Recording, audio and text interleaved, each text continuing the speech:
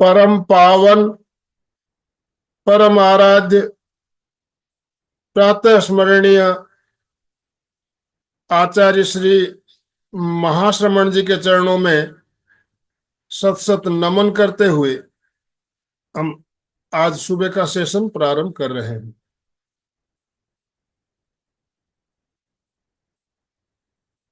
त्रिपदी वंदना। वंदे अरहं,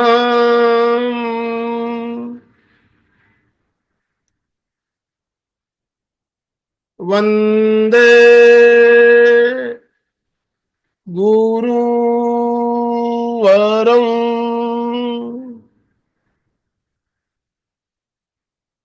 वंदे सत्यं।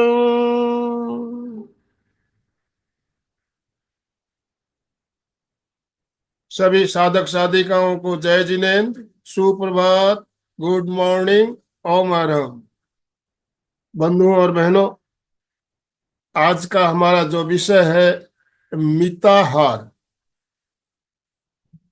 मिताहार कहने से हम क्या समझते हैं, इसके बारे में हम बात करेंगे। आहार हमारा कैसा होना चाहिए, और इसके बारे में प्रेक्षया ध्यान में बहुत कुछ बताया गया है।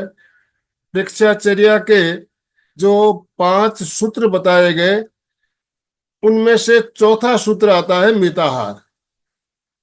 प्रेक्षाचर्या के जो हमारे सूत्र हैं उसमें 5 सूत्र बताए गए, उसमें चौथा सूत्र मिताहार और सबसे महत्वपूर्ण सूत्र माना गया है इसको। कारण हमारा आहार अगर सही नहीं होगा, ठीक नहीं होगा, तो हम ना तो ध्यान कर पाएंगे ना साधना कर पाएंगे। तो आहार का महत्व सबसे ज्यादा बताया गया। तो आज की हमारी स्पीकर साई मैडम हमारे साथ जुड़ चुकी है। बहुत बहुत स्वागत आपका। सभी भाई बहनों से निवेदन, दोनों हाथ ऊपर करते हुए साई मैडम का आप वेलकम कीजिए ओम अरहम के साथ। ओम अरहम, ओम अरहम। नमस्ते। गुड मॉर्निंग सभी गुड को। मॉर्निंग, ओम अरहम। ओम ओम अरहम ओम। नमस्ते सभी को।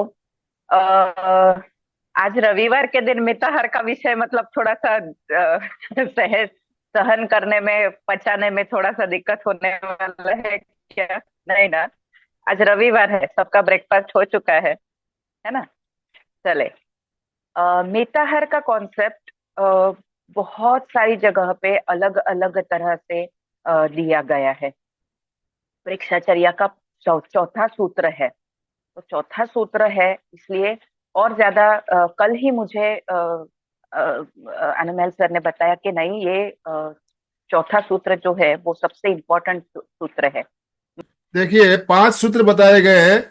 पहला है 5 सूत्र वर्तमान बताए। में रहना, हम्म। ऑलवेज पहला वर्तमान में लिव इन रहना। प्रेजेंट।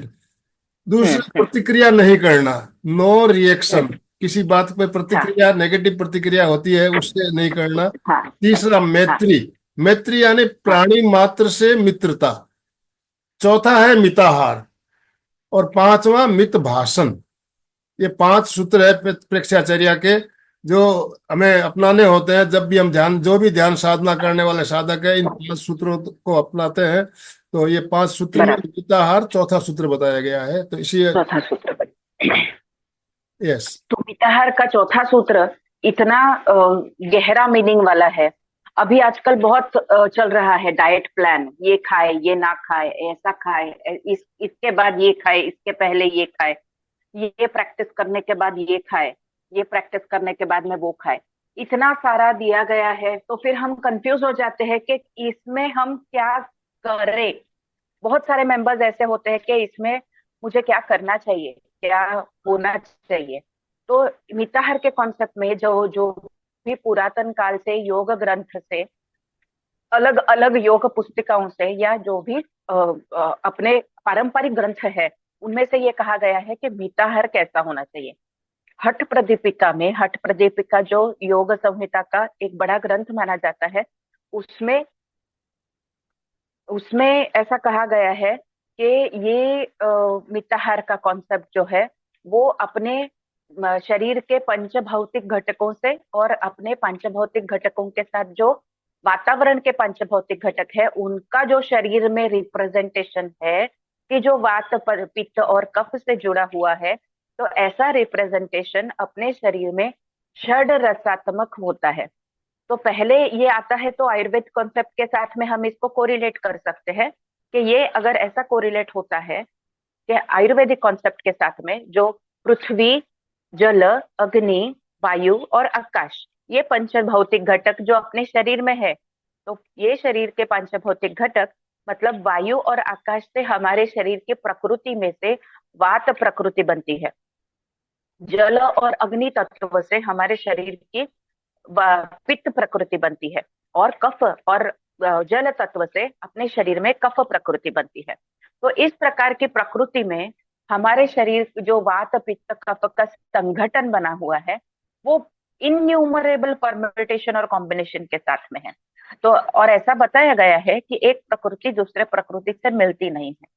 फिर उसका अधिक एक विभाजन शारीरिक प्रकृति, मानसिक प्रकृति, बौद्धिक प्रकृति और सामाजिक प्रकृति, इसमें भी इसका वर्गीकरण किया हुआ है कि जैसे हम फिजिकल व्याधि के बारे में करते हैं उसी प्रकार से इस प्रकार से सूक्ष्म प्रकृति कही गई है। सूक्ष्म प्रकृति के साथ में आत्म तत्व की प्रकृति भी कही गई है। तो इनका नेचर फिर से वर्गीकरण होता है अगेन सात्विक प्रकृति, राजसिक प्रकृति और तामसिक प्रकृति के साथ में। ये प्रकृतियां कैसे होगी, इनका क्वालिटी क्या है, इनको कैसे देखा जाएगा, ये सारा आयुर्वेद की परिभाषा में दिया गया है। तो ये मिताहार मतलब जो आहार हम लेंगे, आहार, ये आहार से हमारा शरीर बनेगा।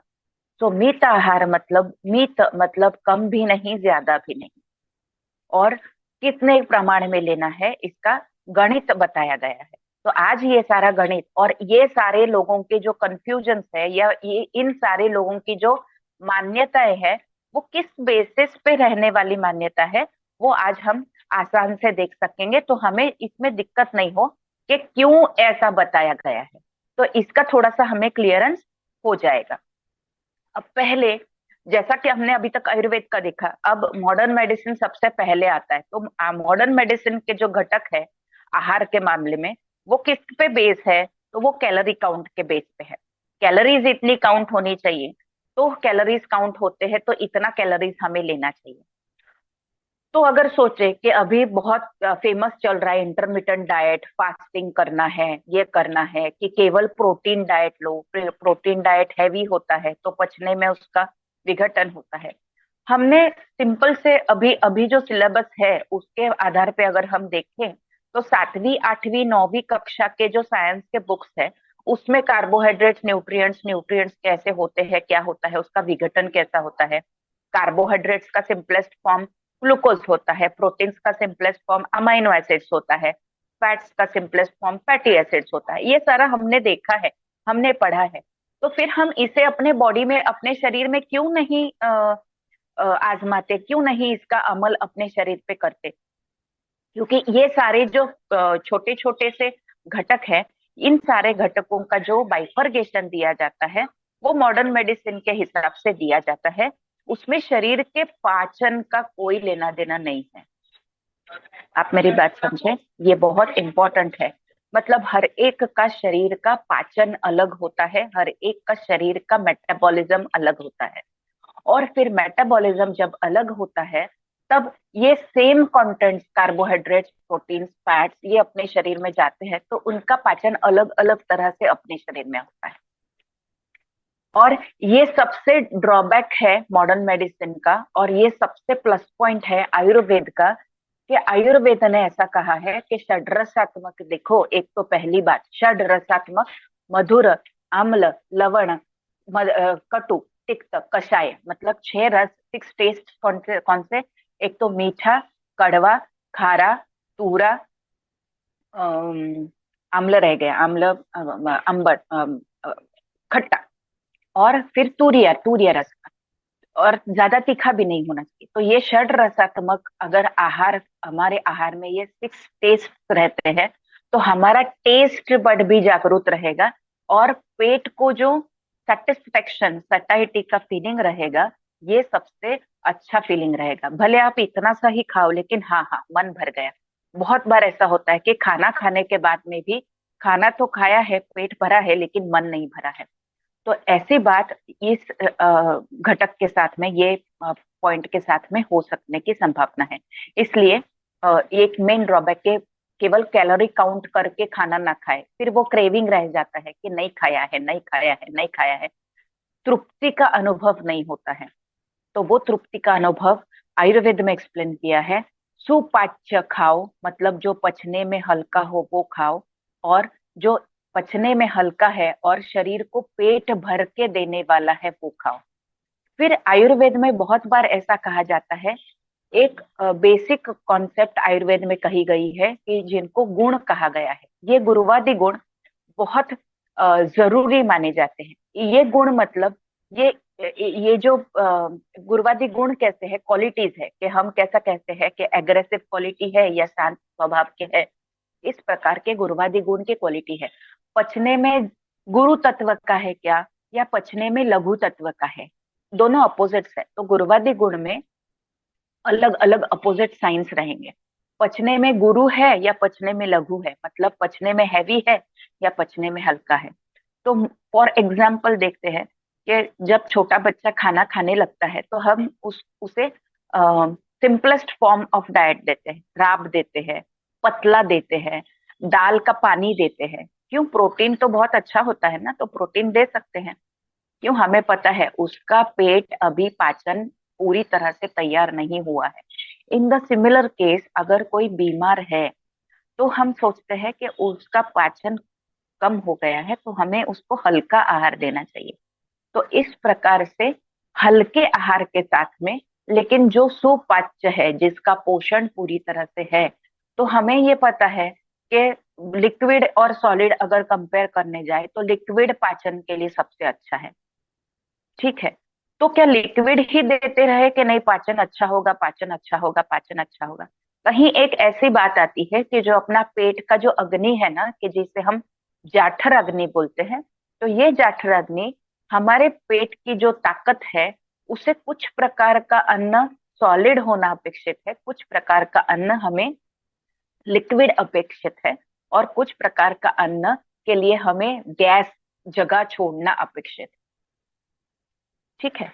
तो आयुर्वेद के कॉन्सेप्ट में और योग के कॉन्सेप्ट में थोड़ा सा सिमिलर भाग ऐसा है कि अगर हम गोल करते हैं, गोल के अगर हम चार भाग करते हैं, जैसे हम रोटी के चार भाग करें या गोल के कोई चार भाग करें, तो चार भागों में से दो भाग सॉलिड खाना जाना चाहिए। अगर इसे हमारे जठर के साथ में कंपेयर करते हैं तो, अगर जठर के हम चार भाग करें तो टू पार्ट सॉलिड खाने में जाने चाहिए, दाल चावल सब्जी रोटी चटनी सलाद जो भी कुछ है। थर्ड फॉर्म जो है, थर्ड भाग, तीसरा भाग जो है, वो लिक्विड फॉर्म में जाना चाहिए। तो दाल गाढ़ी हो या पतली हो, इसमें कोई नहीं। अगर दाल गाढ़ी होती है तो उसको रिप्लेसमेंट के लिए हम छाछ पी सकते हैं, या दाल पतली होगी तो फिर रिप्लेसमेंट के लिए कुछ नहीं होगा तो भी चलेगा। कभी कभार रायता होता है, कि जिसे हम महाराष्ट्रियन इसमें कचुम्बर बोलते हैं। तो वो खाने में वो दही के साथ में होता है। तो दही है वो पाचन के लिए खाने के साथ में अच्छा कहा जाता है। लेकिन अगर अलग से खाते हैं तो हमारा अग्नि मंद हो जाता है, ऐसा कहते हैं। दही का ही दूसरा फॉर्म है छाछ, बटर मिल्क, कि जो ताजा ताजा बनाया अगर है और वो खाना खाने के बाद में खाए तो उससे पाचन अच्छा होता है, ये कहा गया है, क्योंकि वो तूरिया रस का है, and it is good for digestion, और पचने में भी हल्का है। तो जो भी खाना हमने ऑलरेडी खाया है तो वो पच सकेगा।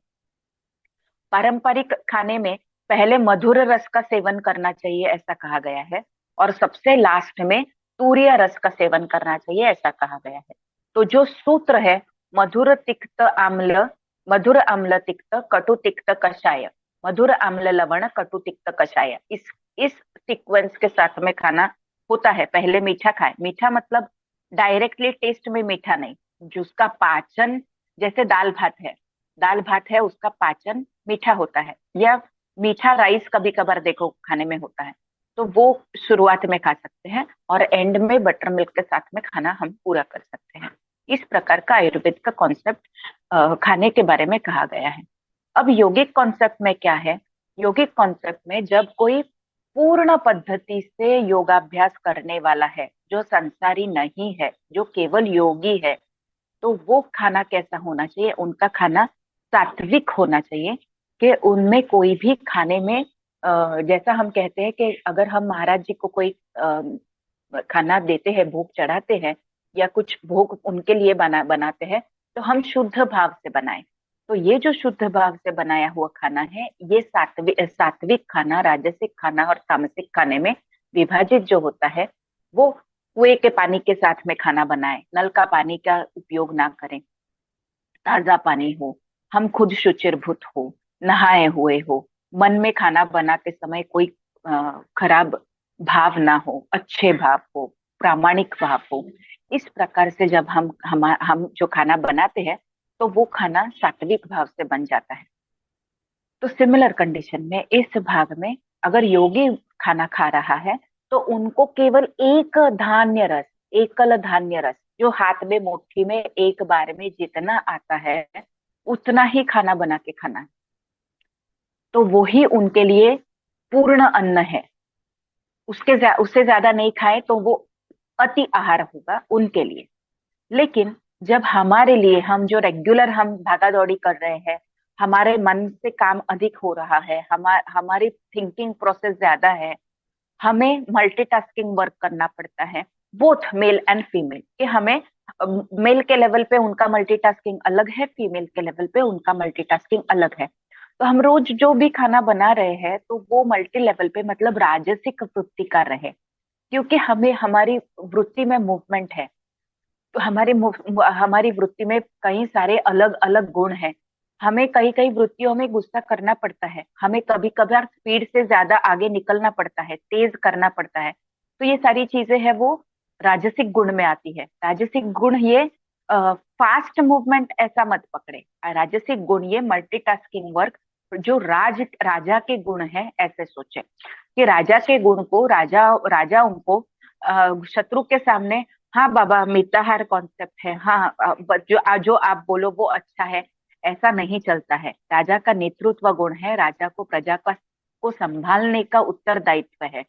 तो इस प्रकार से जो उनके गुण होते हैं, ये गुण उनमें होने चाहिए। इसलिए राजा का बर्ताव राजा की तरह होता है, लीडरशिप की तरह होता है। तो उनका खाना भी थोड़ा सा अति आहार में आ जाता है, पचने में थोड़ा गुरु आहार है, और खाने में वर्सेटालिटी है, टेस्ट में अलग अलगपन है, क्वांटिटी में थोड़ा सा ज्यादा है, क्योंकि उसको पचाना भी है, उसकी बाद में भागा दौड़ी होने वाली है। उसको अगर हम मात्रा में कम, क्वांटिटी में कम खाना होगा, तो उसे ऐसा नहीं कहा जाएगा कि ये पचने में बाबा, ये पचने में आपको एक स्पेस कम रखना, एक स्पेस तो कम रखना ही है, लेकिन उनका तरीका ही कोई कुछ ज्यादा आहार का होता है।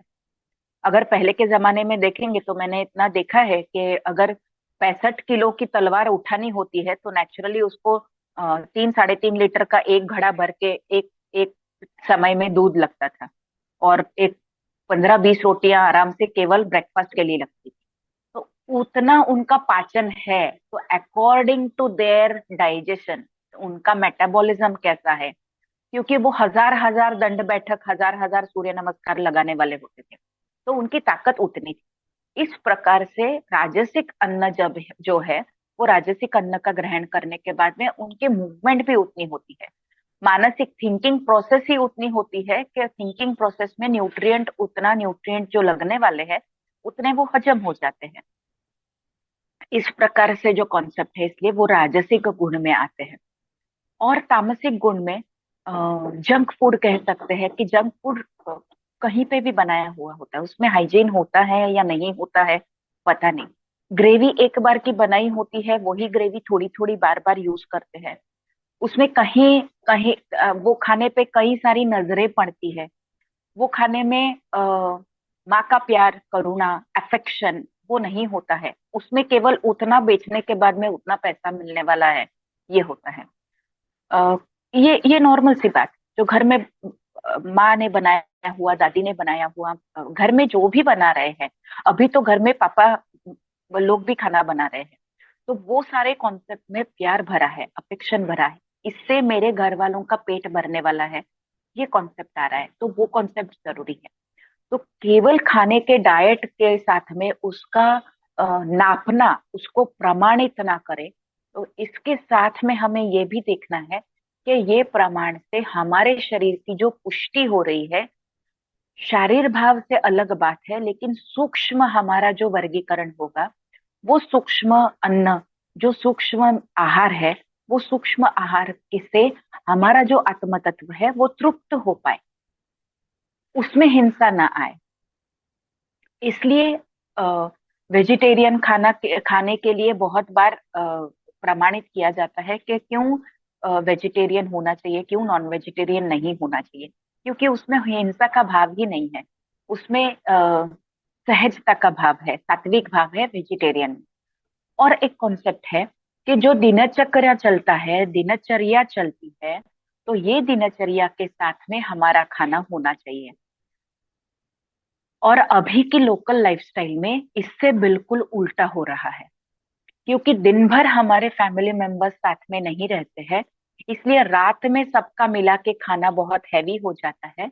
और जब सूर्य चलता है, जब सूर्य दिन का जो हीट प्रोसेस, एक्चुअली जो दिन के प्रमाण के साथ में, दिनचर्या के प्रमाण के साथ में वातावरण का जो अग्नि है, वातावरण का जो जीव सृष्टि बनता है, वो सूर्य के अनुसार चलता है।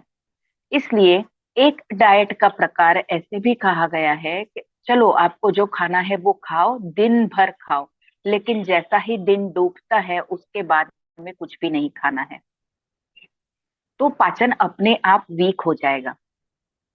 सुबह में, इसलिए देखो नॉर्मल वर्गीकरण जो है ब्रेकफास्ट और लंच, दो खाने का, दो मील का जो डिफरेंस है वो 2 3 4 घंटे में है, लेकिन ये दिन में है। और रात में डिनर है वो एक ही है। तो ऐसे भी अगर हम बांटते हैं, ऐसा भी अगर हम वर्गीकरण करते हैं, तो दिन में दो खाने खाना जाता है, मतलब इन बिटवीन टू लंच मील, मील जो होता है वो 2 times a day and 1 time a night है। तो इस प्रकार से भी इसका वर्गीकरण है। जो यूरोपियन कल्चर है, जो ब्रिटिश कल्चर है, कि ब्रेकफास्ट राजा जैसे खाए, क्योंकि पहला खाना है, ये थोड़ा सा समझने में या शारीर भाव से थोड़ा सा कॉन्ट्राडिक्टरी है। क्योंकि सुबह के 6 बजे से 10 बजे तक का जो समय है, अगर हम आयुर्वेद के काल गणना के हिसाब से देखते हैं, तो आयुर्वेदिक के काल गणना के साथ में 6 से 10 का समय है वो कफ काल होता है, 10 से 12 का जो समय है वो पित्त काल होता है, और सॉरी 10 से 2 बजे का समय है वो पित्त काल होता है, और दोपहर के 2 बजे से शाम के 6 बजे का समय है वो वापस से एक बार है वो वात काल का होता है। तो high digestion power, high digestion gastric juices जो भी सिक्रेट होंगे, वो 10 से 2 के बीच में, अगर वापस से 10 से 2 के बीच में अगर हम एवरेज काउंट करते हैं, तो 12 बजे का समय मिड ऑफ द स्काई, बिल्कुल सिर के ऊपर हमारा सूरज होता है। तो मैक्सिमम हीट जब होता है, मैक्सिमम डाइजेस्टिव फायर, अगर जो अन्न अग्नि प्रदीप्त होता है, उसे कहा गया है अग्नि प्रदीप्त होता है, तो वो 12 बजे है। तो लंच, और अभी आजकल में जो भागा दौड़ी चलती है उसमें लंच और ब्रेकफास्ट दोनों कंबाइन करके 11 साढ़े 11 12 के बीच में अगर होता है तो सबसे अच्छी बात है। लेकिन अगर उठना और खाना, इसके बीच में 2 घंटे से ज्यादा डिफरेंस नहीं होना चाहिए। समझो कि 5:30 6 बजे उठ रहे हैं और खाना 11 बजे खा रहे हैं, तो ऐसा नहीं, 8 साढ़े 8 बजे हल्का सा कुछ ना कुछ, मुट्ठी भर के जितना आप खाओ वो चाहिए पेट को। जैसा हम गाड़ी चालू करते हैं, तो जब तक इंजन पेट्रोल की टांकी से इंजन तक नहीं पहुंचता है, तब तक गाड़ी चालू नहीं होती है। तो हमारे शरीर में इतने सारे बॉडी एक्टिविटीज ऐसे हैं कि हमारा शरीर लास्ट लेवल तक झगड़ने के लिए तैयार है। मतलब उसको खाना नहीं मिला है तो भी शरीर काम करते रहता है। लेकिन जो शरीर का पोषण है, अगर हम वो सेल्स से निकालेंगे तो उसको रिप्लेस करने में ज्यादा समय लगता है। तो ये पोषण एक्सरसाइज के समय निकालें, ऐसे काम के समय में ना निकालें। तो वो एक्सरसाइज के समय में जब निकालते हैं उसके तुरंत आधे घंटे के बाद में, पौना घंटे के बाद में लिक्विड लेने का सजेशन दिया जाता है। ठीक है। ये ऐसा हमें हमने अलग अलग तरीके से देखा। अब वापस से एक बार कॉन्सेप्ट क्लियर कहाँ से क्या आया है, ये वापस से एक बार इन शॉर्ट हम देखते हैं। मॉडर्न मेडिसिन मतलब जो अभी का डाइट फॉलो कर रहे हैं, जो मॉडर्न मेडिसिन है मतलब एलोपैथी रूल है, उसमें से carbohydrates, protein, fat, minerals, vitamin और सेल्यूलोस मतलब फाइबर्स अच्छे से जाने चाहिए, इस प्रकार का न्यूट्रिएंट हमें दिया जाता है। इसका काउंट है वो कैलोरीज के हिसाब से काउंट होता है। तो ये जो कैलोरीज के काउंट का हिसाब है, ये कैलोरीज के काउंट का हिसाब से अगर हम खाना खाने लगते हैं तो इसमें कार्बोहाइड्रेट्स कितने जाने चाहिए, क्योंकि कार्बोहाइड्रेट्स का मेन पचन मुंह में जो सलाइवरी ग्लैंड्स होती है उसके साथ में होता है। पेट में इसका हाफ प्रोटीन का पचन होता है और स्मॉल इंटेस्टाइन में हाफ प्रोटीन का पचन होता है। अगर हम खाना अच्छी तरह से नहीं चबाते हैं तो कार्बोहाइड्रेट्स का विघटन अच्छे से नहीं हो पाता है, और फिर स्टमक पे उसका लोड पड़ जाता है, और फिर स्टमक पे अगर लोड पड़ जाता है तो जो हाइड्रोक्लोरिक एसिड का सिक्रेशन स्टमक में होता है और जो इंटेस्टिनल ज्यूसेस का सिक्रेशन स्मॉल इंटेस्टाइन में होता है, उस पे थोड़ा जोर पड़ता है। मैक्सिमम काम हम ऊपर ही ऊपर देखें कि मैक्सिमम पाचन अगर माउथ में होता है तो ज्यादा लोड जठर पे नहीं होगा, ज्यादा लोड जठर पे नहीं होगा तो ज्यादा लोड इंटेस्टाइन पे नहीं होगा। इसलिए इंटेस्टाइन इतना लंबा है कि उसके पाचन में स्टेप बाय स्टेप होना जरूरी है। और देखना, जितना सूक्ष्म विघटन इंटेस्टाइन में है उतना एब्सॉर्प्शन इंटेस्टाइन में अधिक सहज हो पाएगा। नहीं होगा तो वह वैसे का वैसा हम खा रहे हैं लेकिन पच नहीं रहा है। तो पाचन के बाद के जो दो मेन क्रियाएं हैं वो सबसे ज्यादा जरूरी है। हम डाइजेशन तक ही उसकी बात करते हैं।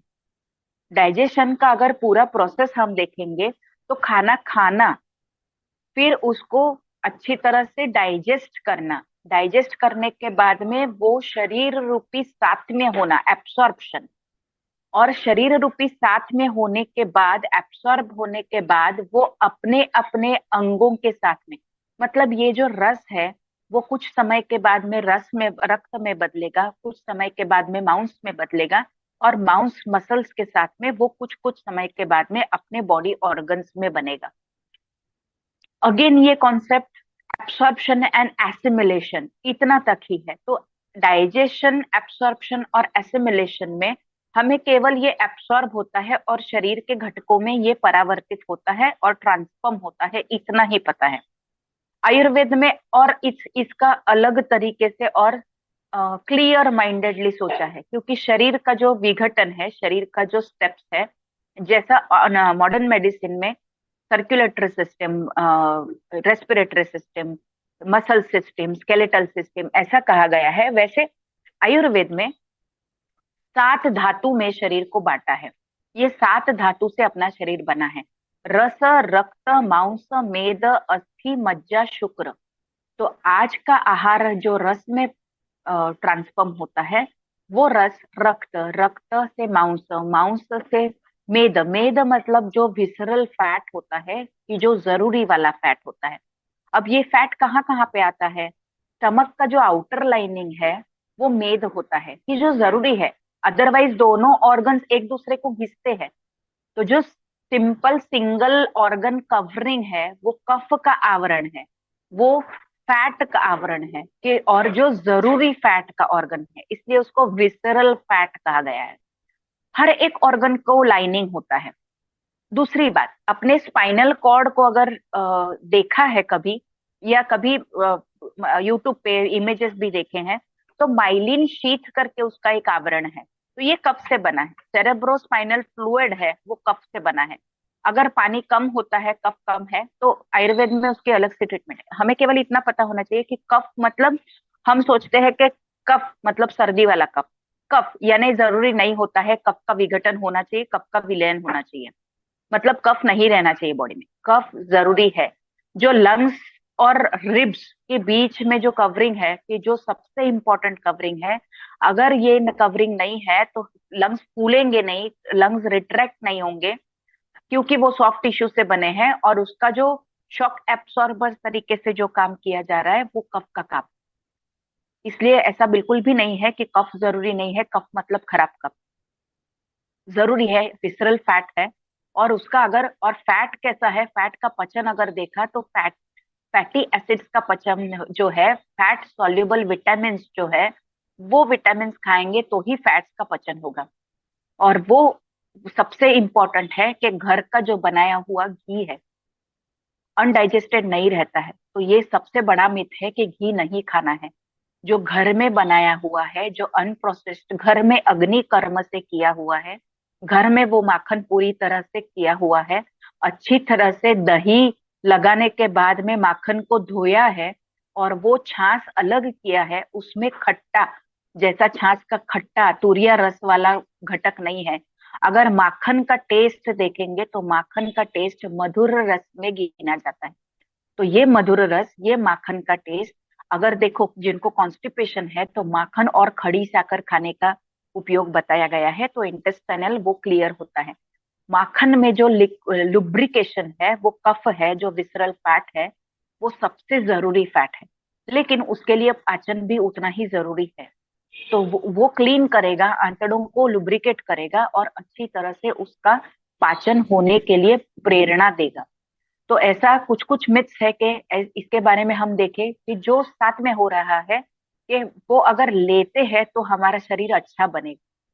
तो जो घी नहीं खा रहे हैं, वेट लॉस के लिए देख रहे हैं, वेट लॉस के लिए एक और एक मिथ है कि जिनका वाप अधिक होता है उनमें वेट कितना भी खाओ, कम खाते हैं लेकिन तभी भी वेट बढ़ता है। क्यों? तो उन वो अच्छी तरह से टाइमिंग देख के फूड क्रेविंग ना करके अच्छे से खाए तो उनका वजन बढ़ने के बजाय कम हो। ये जो रिलेशन अब के समय में लगा रहे हैं कि खाना नहीं खाएंगे तो वेट कम होगा, खाना ज्यादा खाएंगे तो वेट बढ़ेगा, ये सबसे मिथ बात है, बिल्कुल भी नहीं है। इसलिए मिताहार का कॉन्सेप्ट है। और एक मिताहार मतलब अभी जो मिताहार के कॉन्सेप्ट में योग में दिया गया है, उसमें अलग सा सूत्र ये भी दिया है कि मिताहार मतलब खाना न खाए, आहार भी नहीं होना चाहिए और अति आहार भी नहीं होना चाहिए, अत्याहार भी नहीं होना चाहिए।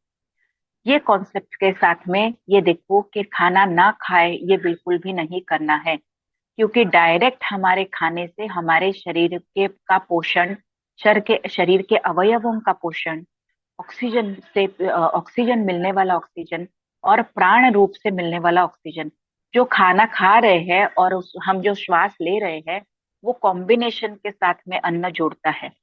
और ये सबसे इम्पोर्टेंट बात है कि अगर हम खाना नहीं खा रहे हैं तो खाने में से जो न्यूट्रिएंट हमें मिलता है वो हमारे ब्रेन तक नहीं पहुंचेगा। और डायरेक्टली ब्रेन को 70% ब्लड सप्लाई की जरूरत होती है।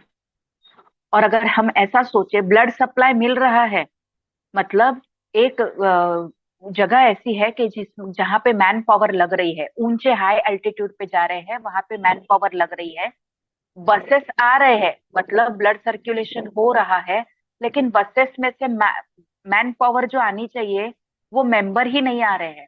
तो वो बसेस जाने का फायदा है क्या? नहीं, वो जगह पे आदमी चाहिए, ह्यूमन बीइंग चाहिए, मनुष्य मनुष्य बल चाहिए, मैन पावर चाहिए। तो जो बसेस सर्कुलेट हो रही है वो बसेस के साथ में उतनी मैन पावर जाएगी तो वो न्यूट्रिएंट पूरा होगा, तो वो खाना पूरा होगा। इसलिए हमारा खाना ये कॉन्सेप्ट में ना रहे कि मेरा पेट भरा है, ब्लोटिंग हो रहा है क्या, ब्लोटिंग नहीं होना चाहिए। हमारी शरीर वात प्रकृति चल रही है क्या पित्त प्रकृति चल रही है, तो कोई एक ओवर थिंकिंग भी ना हो, और थिंकिंग नहीं है मतलब जाने दो कुछ भी हो चलो छोड़ो, तो इग्नोरेंस भी ना हो। हमारे खाने में इग्नोरेंस भी ना हो, जाने दो आज मुझे खाना खाना ही नहीं है, आज समय ही नहीं है, मुझे ब्रेकफास्ट में स्किप कर देती हूँ, ये नहीं चलेगा। और सबसे मेन बात है कि मेल और फीमेल बॉडी अलग अलग है, क्योंकि दोनों के इसमें हार्मोनल सिक्रीशंस अलग अलग होते हैं। तो एक आध बार 1 पॉइंट से ऐसा हो सकता है कि मेल पर्सन का अगर ब्रेकफास्ट स्किप हो जाएगा तो चलेगा, लेकिन एक सबसे हम्बल रिक्वेस्ट है, लेडीज का ब्रेकफास्ट छूटने नहीं देना है। और वो भी जैसा मैंने कहा वैसा, नॉर्मली बहुत बार ऐसा देखा है, मिडिल क्लास फैमिलीज में देखा है, मैं कंसल्ट करती हूँ तो देखा है कि बहुत सारी लेडीज सबको घर में सब अप टू डेट टेबल पे परोसते हैं, फिर जो भी बचा कुचा है वो खा लेते हैं। ये नहीं करना है, ये नहीं करना है। ठीक है। तो जो फूड प्लान है वो बराबर से उसका बाइफरगेशन, और लेडीज मैनेजमेंट में अच्छी होती है, टाइम मैनेज कर सकती है, सामान क्या लाना है, कब लाना है, कितना लाना है, ये मैनेज कर सकती है। तो मित आहार के कॉन्सेप्ट में मैनेजमेंट भी का भी एक अच्छा रोल है, क्योंकि मैनेजमेंट अच्छा है तो वो मित आहार अच्छे से फॉलो हो सकता है। तो ब्रेकफास्ट हो, डिशेस सोच के रख सके कि मिताहार का कॉन्सेप्ट कैसा है, तो हर घर में किसका अग्नि कैसा है, जिनको पाचन कैसा है, विघटन कैसा है, तो उसके हिसाब से उनके खाने के तरीके हम कोई अच्छा सा डाइट प्लान करके रख सके। और इस प्रकार से हम मिताहार का कॉन्सेप्ट ला सकते हैं। और एक कॉन्सेप्ट के मिताहार के कॉन्सेप्ट के साथ में हम केवल आहार की दृष्टि से सोचते हैं। पीताहार का कॉन्सेप्ट अधिक ज्यादा योग ग्रंथों में जब एडवांस लेवल पे जाता है, तो इस प्रकार से मिताहार भी होता है कि जो हमारे पांच सेंसेस है, जो हमारे पांच इंद्रिय है, आंखों से देखने की क्षमता, कानों से सुनने की क्षमता, टेस्ट की क्षमता, नासिका से सूंघने की क्षमता, इसमें से योग में कहा गया है कि आंखें और कान ये अधिक प्रवेगी है। शब्द का उपयोग किया गया है, प्रवेगी है, अधिक वेग से काम करते हैं। तो हम जब छोटे थे तब आंखों से देखने का जो आहार है वो आहार ही गिना जाता है, कानों से सुन रहे हैं वो भी आहार ही गिना जाता है। तो इंद्रिय शक्ति में जो इंद्रियों का ओवर यूज होता है, वो कुछ समय के बाद में काम करना बंद कर देते हैं। जैसे वृद्धावस्था आती है तो देख सकते हैं कि आंखें कम दिखाई दे रहा है, कम सुनाई दे रहा है, कभी कभार ये बहुत कम देखा है कि टेस्ट समझ में नहीं आ रहा है, ये बहुत कम दिखाई दे रहा है कि स्मेल नहीं आ रहा है। बट ये प्रोमिनेंटली देखा गया है कि आंखों से कम दिखाई दे रहा है और कानों से कम सुनाई दे रहा है।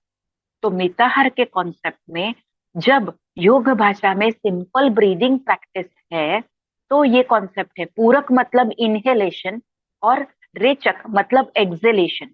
तो पूरक जब भी है तब केवल नासिका का पूरक नहीं है, हमारे इंद्रियों से जो भी हमारे शरीर के अंदर आ रहा है, देख के आ रहा है, सुन के आ रहा है, तो वो पूरक जो है वो कंट्रोल्ड रहे। करेक्ट, समझे? तो जब पूरक कंट्रोल्ड होगा और उसके बाद में जब शरीर का जो भी कुछ ट्रांसफॉर्मेशन है वो होने के बाद में जब रेचक से वेस्ट मटेरियल बाहर निकलना है, तो ईच ब्रीदिंग, हर एक श्वास जो हम बाहर फेंकते हैं वो अनवांटेड चीज को बाहर फेंकते हैं। और योग में ये इंस्ट्रक्शंस होते हैं कि हमारे शरीर में से जो भी हमारा मन के विकार है वो श्वसन के माध्यम से बाहर जाए, जो शारीरिक विकार है वो शरीर के माध्यम से बाहर जाए।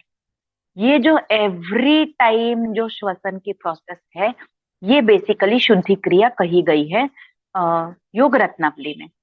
तो ये बेसिक शुद्धि क्रिया, केवल बाकी कुछ प्राणायाम नहीं हो रहा है, कुछ आसन नहीं हो पा रहे हैं, लेकिन हम ट्रैवलिंग में हैं, तो हर एक मेरा ब्रीदिंग से मेरा शुद्धि हो रहा है और हर एक रेचक से मेरा बॉडी क्लीन हो रहा है। ये भाव भी अगर रहता है तो केवल ब्रीदिंग से हम अपने शरीर और मन की शुद्धि क्रिया कर सकते हैं। ये सबसे बड़ा टिप है। क्यों मुझे समय नहीं मिलता है योगाभ्यास के लिए, सिंपल ब्रीदिंग टेक्निक, जो पूरक है वो अच्छा आए, जो रेचक है वो शरीर से विकार निकाल दे, इज वेरी बेस्ट शुद्ध क्रिया। और जो अंदर आ रहा है वो अगर अच्छा ही होता है, कुछ समय के बाद ये जो फिल्ट्रेशन प्रोसेस है, ये फिल्ट्रेशन प्रोसेस से हमारा शरीर अपने आप शुद्ध होता जाएगा।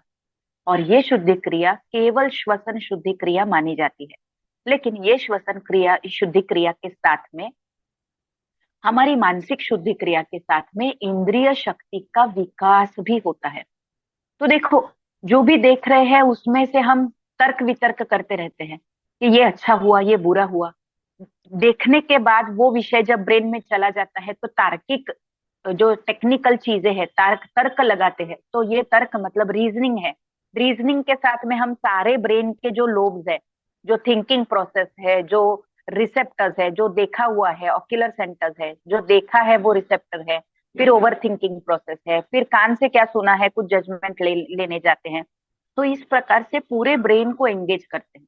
और जितना ब्रेन को एंगेज करेंगे उतना खाना लगेगा, न्यूट्रिएंट लगेगा। इसलिए ब्रेन से अगर हम कम थिंकिंग वाला कॉन्सेप्ट लेते हैं, ऑप्टिमम थिंकिंग वाला कॉन्सेप्ट लेते हैं, तो हमारा जो वितर्क बाधने मतलब जो वितर्क नहीं आएंगे, तो अपने आप हम बैलेंस होते जाएंगे। तो केवल श्वसन ही एक माध्यम ऐसा है कि हमारी शुद्धि क्रिया का प्रोसेस का एक अविभाज्य घटक बन सकता है। दूसरी बात, जब मिताहार के कॉन्सेप्ट में अच्छा देखे, अच्छा सुने, अच्छा बोले, तो जो भी हमारे वृत्ति है, जो भी हमारे क्लेश है, वो अपने आप धीरे धीरे कम हो जाएंगे। तो जो प्रोसेसिंग ब्रेन में चलता है वो प्रोसेसिंग अच्छा होगा। तो आसन अभ्यास भले आप 20 मिनट कर रहे हो, लेकिन मिताहार इंद्रियों के आधार से अगर 24/7 अपना रहे हो, तो अपने आप क्लिंजिंग प्रोसेस अच्छी बनती जाएगी। इसलिए योग भाषा में यम और नियम पहले दिया है। यम और नियम में अहिंसा, सत्य, अस्तेय, ब्रह्मचर्य, अपरिग्रह दिया है। और नियम में शौच, संतोष, स्वाध्याय, तपस, स्वाध्याय, ईश्वर प्रणिधान दिया गया है।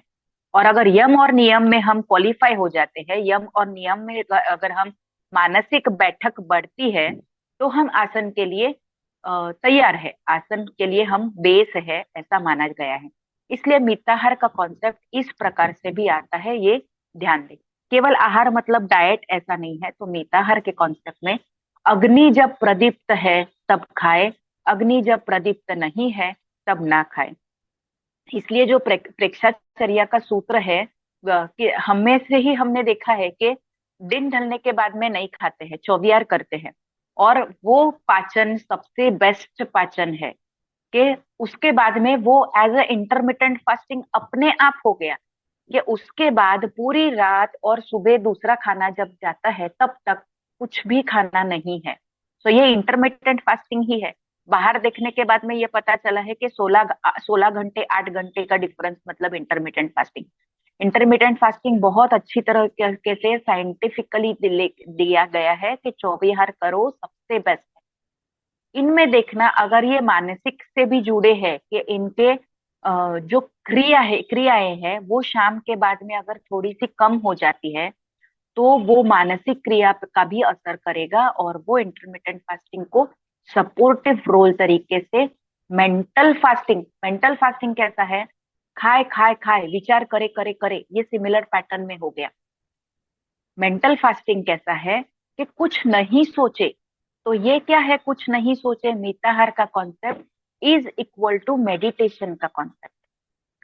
ये बहुत बड़ा और इम्पोर्टेंट पॉइंट है। मिताहार करना है मतलब मेडिटेट करना है। जो भी हमने खाया है उसको अच्छी तरह से पचाना है। जो भी हमने देखा है उसको सोचे, सोचे मतलब मेडिटेशन में ऐसा नहीं सोचे, मेडिटेशन में थिंक ओवर दैट प्रोसेस, और थिंक ओवर दैट प्रोसेस के बाद में जो नीरव शांति होती है वो मेडिटेशन की स्थिति होती है। उसमें सोचना ही नहीं होता है, सोच के हो गया। अब केवल फोकस, एकाग्र भाव है, एकाग्र भाव है। तो मिताहार is equal to meditate in the first level, initial level, ऐसा कहा जा सकता है। और खाने के तरीके में से अभी आपने देखा कि अलग अलग खाने के तरीके हैं। अगर किसी का नाइट शिफ्ट होता है, अगर किसी का डे शिफ्ट होता है, तो उसके बारे में भी अलग अलग सूत्र बताए गए हैं। लेकिन वो सारे सूत्र कैसे हैं, हर एक को देख के है, इंडिविजुअल बेसिस पे वो सूत्र है कि किस कभी क्या क्या नहीं करना चाहिए। तो इसलिए मिताहार के कॉन्सेप्ट में थोड़ा कम सोचे, मतलब ओवर थिंकिंग अगर हो रहा है तो वो ब्रेन के लिए अति आहार हो रहा है, ये भी ध्यान में ले। तो मिताहार के कॉन्सेप्ट को हम यहाँ पे पूर्ण विराम देते हैं। अगर किसी को कोई सवाल पूछने हैं तो आप पूछ सकते हैं। Thank you. Thank you. Om Arham. बहुत ही सुंदर तरीके से एक एक पॉइंट को क्लियर करते हुए आपने मिताहार क्या है इसके बारे में बताया। तो अभी जो भी भाई बहन हमारे साथ जुड़े हुए हैं, निश्चित रूप से आप लोगों के मन में कुछ ना कुछ प्रश्न जरूर आ रहे होंगे। तो आप अपने वीडियो, पहले तो वीडियो ऑन कीजिए। सब वीडियो ऑफ दिख रहे हैं मुझे, वीडियो ऑन कीजिए। और जिनको भी कुछ पूछना हो आप हैंड राइज करेंगे तो आपको अनम्यूट का ऑप्शन दिया जाएगा। राजल जी पारख, राजल जी, यस, अनम्यूट कीजिए अपने आप को, बोलिए। नमस्ते सभी को। और इतना अच्छा सेशन अरेंज करने के लिए सर आपको भी थैंक यू, और डॉक्टर साई मैम आपको भी थैंक यू। बहुत अच्छे तरीके से आपने मिताहार को एक्सप्लेन किया। हम जैसे योग टीचर्स के लिए भी ये बहुत इंफॉर्मेशन मतलब मिली। रिवीजन मतलब हो गया, जो पॉइंट्स हम छूटते हैं वो वापस से हमें याद आ गए मतलब। तो उसके लिए थैंक यू। और मेरा क्वेश्चन ये है कि योग टीचर्स हम हैं, तो हम सुबह से निकल जाते हैं क्लासेस लेने के लिए। तो आपने जैसे कि बताया कि नाश्ता हमारा होना चाहिए, होना ही चाहिए, कंपलसरी। तो हम शायद 9:30-10 बजे तक अपने क्लास में बिजी रहते हैं, तो वो हमारा मिस हो जाता है। तो उसको कैसे हम मैनेज कर सकते हैं? ये बात है कि ऐसे सेट हमें करना पड़ेगा कि कुछ प्रैक्टिस हमें खुद से करनी है। योग क्लास में अगर हम टीचर्स हैं तो एक ये योग टीचर्स के लिए बहुत इंपॉर्टेंट बात होती है, क्योंकि सुबह के 3 घंटे के, 4 घंटे के, 5 घंटे के उनके स्लॉट्स फुल पैक होते हैं। तो एक स्लॉट के लिए हम देख सके, अगर जाते समय कुछ खा के जा सके, जैसे चना है, सिंगदाना है, खारा सिंगदाना सेका हुआ, उसके साथ में गुड़। ये भले हैवी है लेकिन ये चीजें है वो पूरी तरह से हमें ज्यादा समय हमारा न्यूट्रिएंट लेवल या हमारा स्टैमिना मेंटेन रखने के लिए ये चलता है। तो पहला घंटा केवल हम दूसरे की प्रैक्टिस ले सकते हैं, हम उस समय में कुछ नहीं करें क्योंकि हमने खुद ने खाया है। फिर दूसरे घंटे से हम धीरे धीरे प्रैक्टिस स्टार्ट कर सकते हैं। इस प्रकार से हमें अपने आप को खुद को मैनेज करना चाहिए। क्योंकि हम अगर अपनी हेल्थ में नहीं देखेंगे, क्योंकि 6 बजे से 11 बजे तक, और वो भी काम के साथ में, मतलब हमारी मूवमेंट खुद की ज्यादा होगी। तो इस कॉन्सेप्ट के साथ में जो भी रहते हैं कि नहीं सुबह में बहुत काम होता है, तो वो हल्का सा सिंग चना चिक्की, ऐसा कुछ गुड़, उसमें गुड़ हो और सिंग चना हो, क्योंकि इसका जो कॉम्बिनेशन है वो ज्यादा समय तक का हीमोग्लोबिन मेंटेन रखने के लिए और हमारा सेटाइटी लेवल मेंटेन करने के लिए होता है। इसलिए देखो कि पहले के जमाने में कुछ नहीं लेके, मतलब क्या सामान भर के ले जाना ये थोड़ा सा मुश्किल था, तो चिक्की या गुड़ लेके जाते थे। और कोई बाहर से आया है तो हम गुड़ पानी देते थे। हाँ। तो पेट में पित्त जो खोला हुआ है, जो प्रवास में आया हुआ है, तो ये गुड़ पानी का कॉन्सेप्ट ये तब से है। इसलिए गुड़ पानी, गुड़, अपने सॉरी, सिंगदाना और गुड़, चना या गुड़, इसका मुट्ठी भर साथ में रख सके तो रखे, चिक्की रख सकते हैं तो चिक्की रखे। अदरवाइज अगर पॉसिबल हो तो बनाना सबसे इम्पोर्टेंट है। केला भी एक समय में खा सकते हैं। तो वो शरीर को, हमारे न्यूट्रिएंट और शरीर की ताकत बनाए रखने के लिए मेंटेन करेगा। जो हैवी, जो सुबह सुबह ऑफिस जाते हैं उनके लिए भी केला हम कहीं पे भी खा सकते हैं। और गुड़ सिंगदाने की चिक्की का एक डिब्बा हमारे जेब में भी रख सकते हैं। हम काउंटर में बैठ के भी खा सकते हैं। तो खाना नहीं जाता है ये कारण नहीं दे सके, तो वो सुबह में पूरा जाए, तो ये अच्छा रहेगा। Om Ram. Thank you ma'am. Thank you. Madhu ji, कुछ पूछना है आपको? मधु जी, यस, अनम्यूट कीजिए। पहले तो मैं आपको धन्यवाद दूंगी, बहुत अच्छा सेशन था और पर बहुत फास्ट था, तो कुछ कुछ ऊपर से निकल गया। मेरा प्रश्न है कि कफ, जिन्हें कफ होती है, हम्म। कफ प्रधान बॉडी है जिनकी, तो उनको क्या करना चाहिए? और 70 वर्षीय आयु है, अगर हम सब करते हैं, थोड़ा ध्यान करते हैं ज्यादा, तो उनके लिए भोजन क्या होना चाहिए? क्या भोजन उनके हो लिए जिससे कफ। बराबर बराबर तब अच्छा हो। एक तो कोशिश रहे कि गर्म पानी हमेशा पीने में आए। तो एक बार अगर पानी गर्म करके रखे तो वो गर्म पानी जाएगा तो कफ एटलीस्ट, मतलब जो कफ आता है, कफ प्रधान प्रकृति हो तो भी अच्छा है। और गर्म पानी ये वात विकार के लिए भी अच्छा है। मतलब जो बॉडी बढ़ती है तो वात विकार के लिए भी गर्म पानी अच्छा है। दूसरी बात कि आप तप कर रहे हो तो आपको मतलब ये एक दल धान्य एका एक धान्य, मतलब अगर राइस है तो केवल राइस की राब, अगर केवल गेहूं है तो केवल गेहूं की राब, ऐसा अगर एकान्न है मतलब उसमें दाल चावल सब्जी रोटी अलग अलग प्रकार का ये नहीं रहेगा। एक धान्य में ज्यादा ये है कि वो तप में, क्योंकि बॉडी ऑलरेडी ऐसे अगर उसको ट्रेन करते हैं तो एक एंजाइम्स ही सिक्रिट होंगे।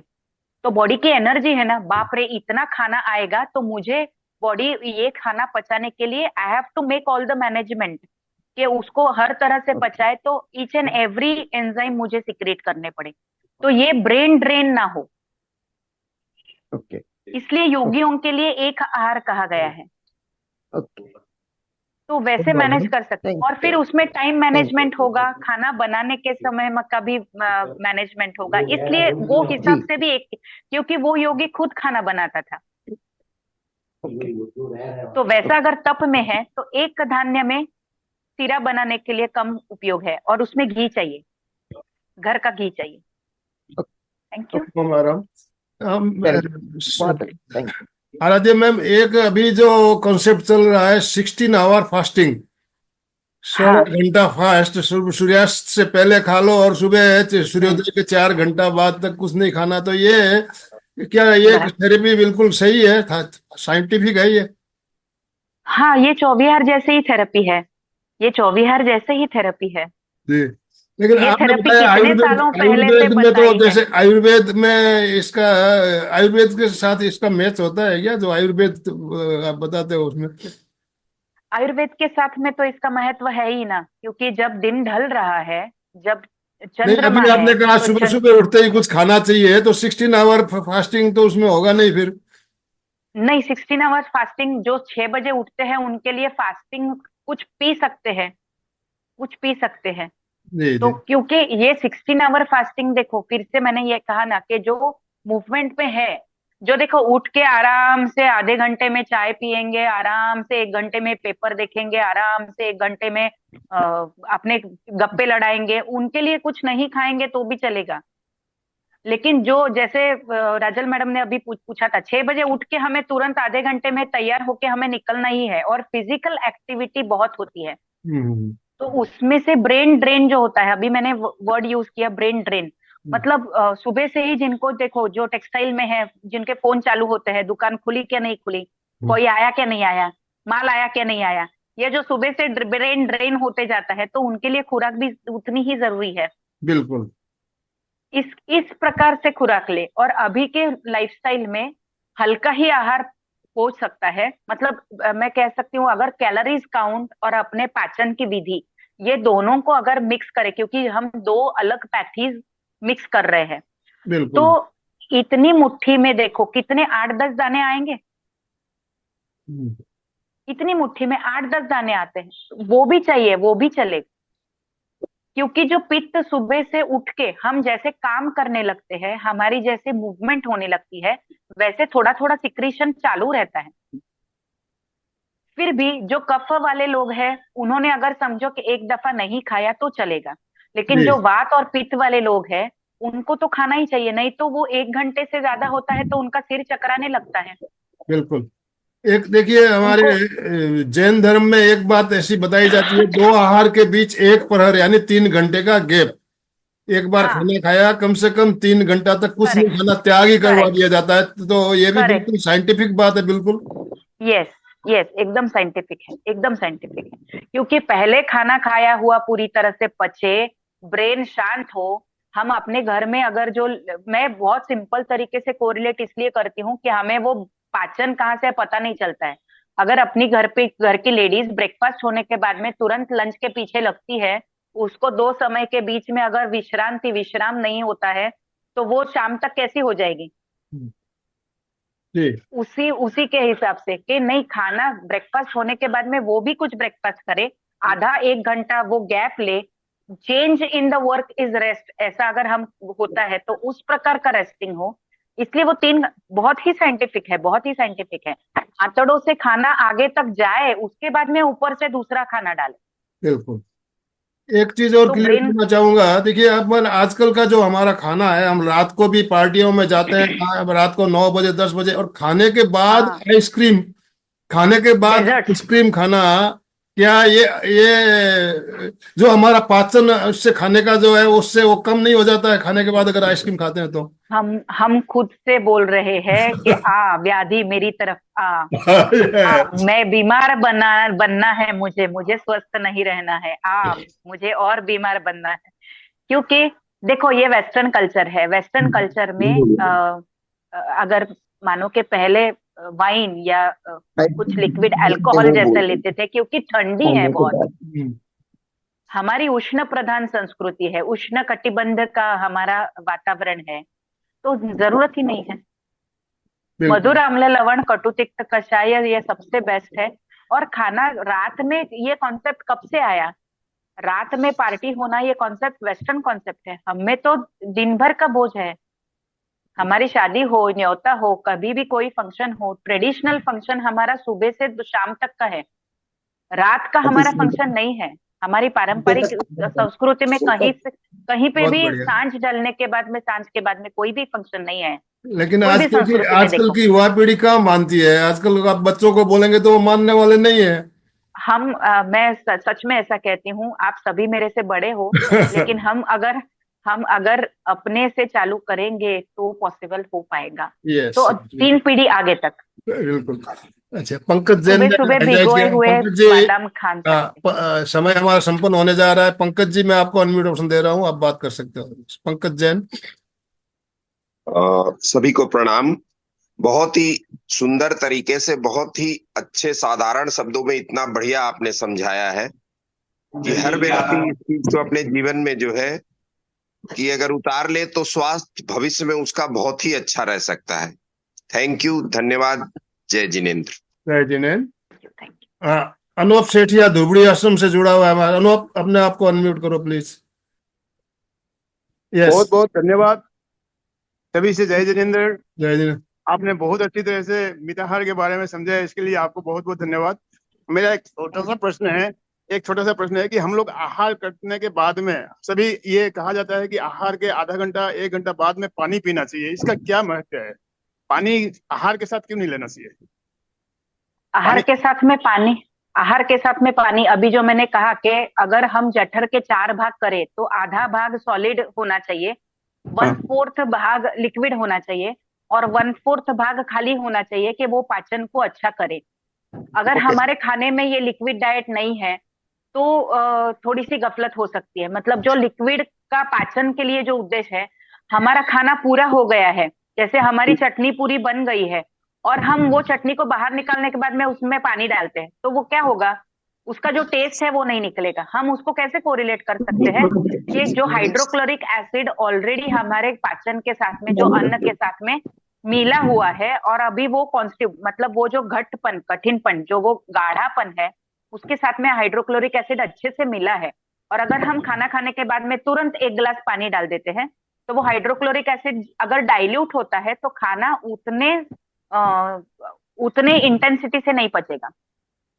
जैसे अच्छा। हाइड्रोक्लोरिक एसिड हमें पता है, उसको हम डाइल्यूट करते हैं तो उसका इफेक्ट नहीं होता है। तो वो जितना स्ट्रांग होगा उतना उसका पाचन इफेक्टिव होगा। इसके लिए पानी नहीं पीना चाहिए। लेकिन आधा घंटा। आयुर्वेद शास्त्र में और एक बात ऐसी कही गई है कि अगर खाना सूखा है, मतलब उसमें दाल नहीं है, उसमें अगर छाछ नहीं है, तो हम सिप बाय सिप को कहा गया है कि वो जो पानी है वो मुंह में पहले, उसके साथ में सलाइवा मिक्स हो, और फिर वो गट गट गट गट पानी कहीं पे भी नहीं कहा गया है। Not even when we are thirsty. हमको बैठ के सिप बाय सिप पानी पीना है। पानी भी ऐसा है, वो भी कॉन्सेप्ट एक है कि पानी को खाए और खाने को पिए। सही बात है। ओ मार, हाँ। आजकल तो खाने के साथ में कोल्ड ड्रिंक्स लेते हैं, आदमी लोग कोल्ड ड्रिंक्स ले लेते हैं खाने के नहीं साथ। ना, गलत है, नहीं। बिल्कुल ही गलत वो वेस्टर्न कल्चर है। है। वेस्टर्न कल्चर है। हमारा कल्चर छाछ पीना है खाने के साथ में। ओ madam. Thank you, thank you, thank you बहुत नहीं बहुत। मैडम, अनूप अभी जो बात कर रहा है, मेरा छोटा भाई है, धुबड़ी असम में अच्छा, रहता है। अच्छा। मेरा भाई है और पेशे से चार्टर्ड अकाउंटेंट है और असम ओके। में रहता है। अभी कुछ दिन से हमारे साथ जुड़ रहा है। वाह आज का वाह, सेशन अच्छा लगा सबको, ये जान के मुझे भी बहुत प्रसन्नता हो रही है। तो अभी हम थैंक यू। समापन की ओर चलेंगे। आपके कोई भी फीडबैक देना चाहो, आप ऑडियो या वीडियो बना के या टेक्स्ट मैसेज बना के जरूर भेजिए, ताकि हम ग्रुपों में शेयर करेंगे, उससे दूसरे लोगों को भी प्रेरणा मिलेगी। तो दोनों हाथ जोड़ते हुए, रीढ़ की हड्डी गर्दन सीधी रखते हुए, आंखों को कोमलता से बंद रखते हुए मेरे साथ साथ सभी मानसिक उच्चारण करें। मैं चैतन्यमय हूँ, मैं आनंदमय हूँ, मैं शक्तिमय हूँ। मेरे भीतर अनंत चैतन्य का, अनंत आनंद का, अनंत शक्ति का सागर लहरा रहा है। इसका साक्षात्कार करना ही मेरे जीवन का परम लक्ष्य है। हमारा आज का दिन मंगलमय हो, आनंदमय हो, शांतिमय हो। इन शुभभावनाओं के साथ ओम शांति शांति शांति। कृतज्ञोस्मि हम सब गुरुदेव के आभारी हैं। कृतज्ञोस्मि हम सब गुरुदेव के आभारी हैं। ओम हरम। सभी का बहुत बहुत आभार, बहुत बहुत धन्यवाद, जो भी भाई बहन हमारे साथ जुड़े। और साई मैडम, आपका बहुत बहुत आभार। ओम हरम।